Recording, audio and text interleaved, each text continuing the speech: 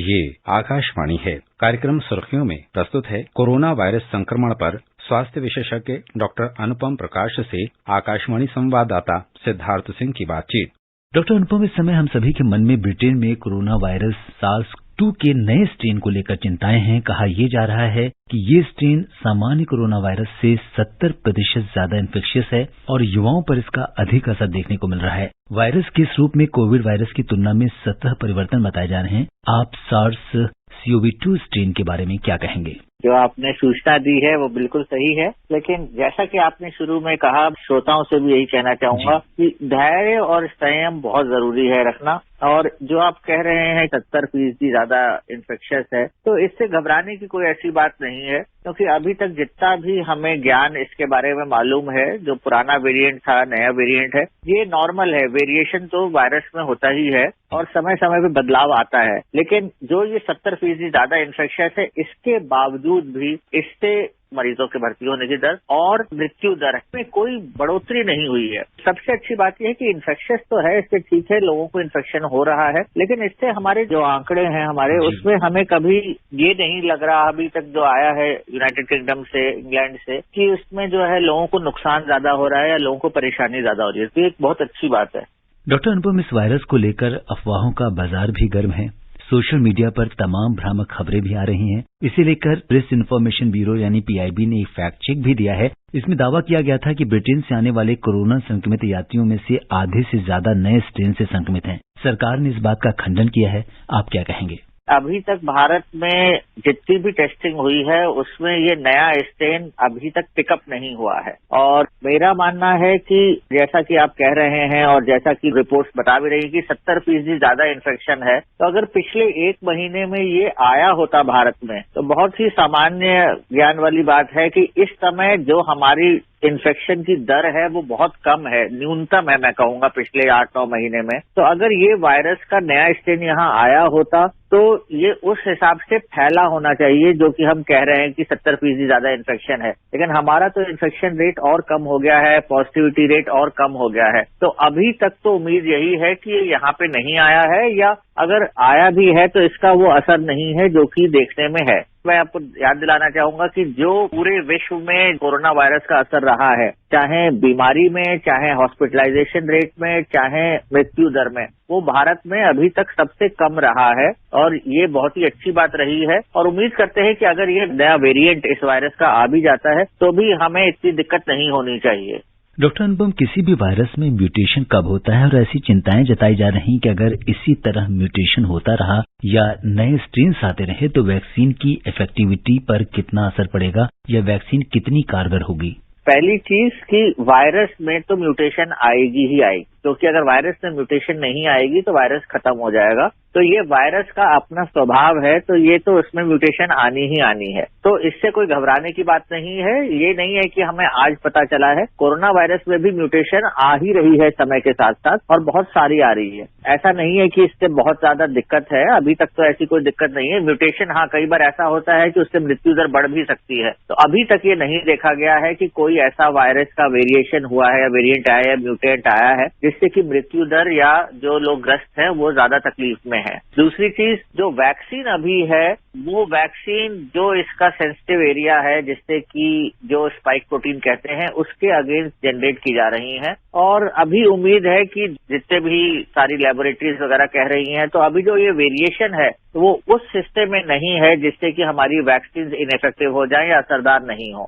तो उम्मीद यही है कि वैक्सीन की एफिकेसी अभी बरकरार रहेगी। और मान लीजिए कि आगे चल करके उस सिस्टम में भी होती है, स्पाइक प्रोटीन के हिस्से में, जिसमें कि वैक्सीन जो निर्धारित है, तो फिर वैक्सीन में भी बदलाव किया जाएगा। ऐसी कोई बात नहीं है। डॉक्टर अनुपम, अगर हम आम इन्फ्लुएंजा वैक्सीन की बात करें तो उसमें म्यूटेशन के क्या चांसेस होते हैं या कितने दिनों पे नई वैक्सीन आती है?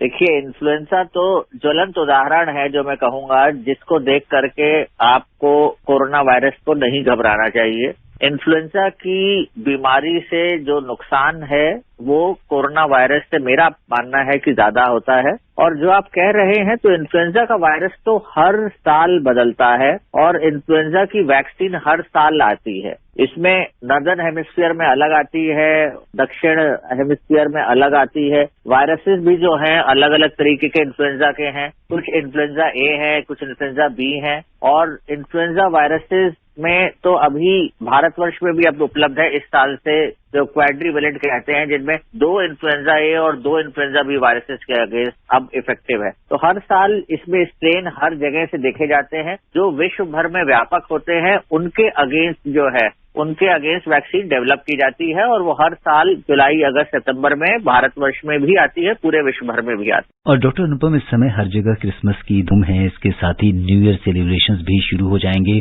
और भीड़ भाड़ होना लाजमी है। ऐसे में आप लोगों से, खासतौर से हमारे यूथ से क्या कहना चाहेंगे?